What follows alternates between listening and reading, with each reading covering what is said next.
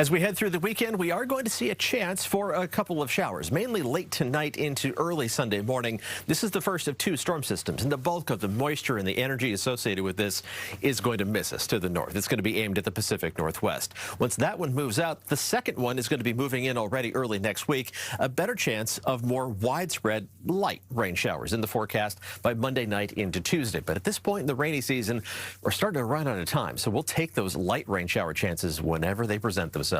The fog that's out there this morning is going to diminish, but then we're going to see increasing clouds farther up in the atmosphere this afternoon, but we should stay dry during the daylight hours. The chance of showers does move into the North Bay already as the sun goes down this evening.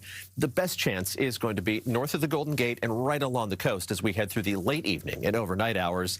And these are going to be hit or miss showers. It's only about a 20–30% chance of any measurable rainfall, and even those chances are going to be dwindling as we head into early Sunday morning. Still the possibility of a couple of splash and dash showers after the sun comes up on Sunday, so we'll leave that chance in the forecast, but even that chance should be gone as we head towards midday on Sunday. Go ahead with any outdoor plans after late morning on Sunday, and even those few showers that we get probably aren't going to mess with your outdoor plans a whole lot. We're talking about barely more than trace amounts of moisture. I think Futurecast is probably overestimating the inland amounts that we're going to receive out of this first system.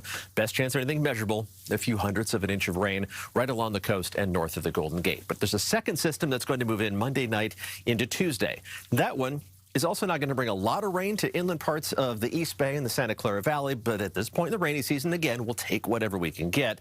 On a more widespread basis, though, we're talking about the potential for 1/10 of an inch to 1/4 inch of rainfall, with some of the higher amounts farther north in the North Bay, and especially along the coast of the North Bay, could get more than 1/2 inch of rain. And there's another chance beyond the scope of the 7-day forecast. It looks like it's going to be heading our way for next weekend. It's nice to see these rain chances kind of lining up one after the other.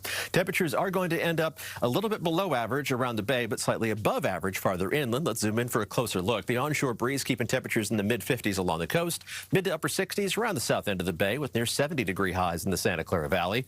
Mostly mid to upper 60s to around 70 degrees for inland parts of the East Bay. It'll be cooler around the bay, upper 60s, upper 50s in the city, with low 60s for Oakland and the East Bay. A little bit cooler to the north as well, with increasing clouds a bit earlier in the day.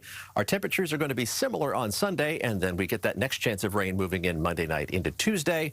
We dry out Wednesday, Thursday, and Friday, and we warm up a little bit before that next chance of showers just beyond the 7-day forecast heads our way in time for next weekend.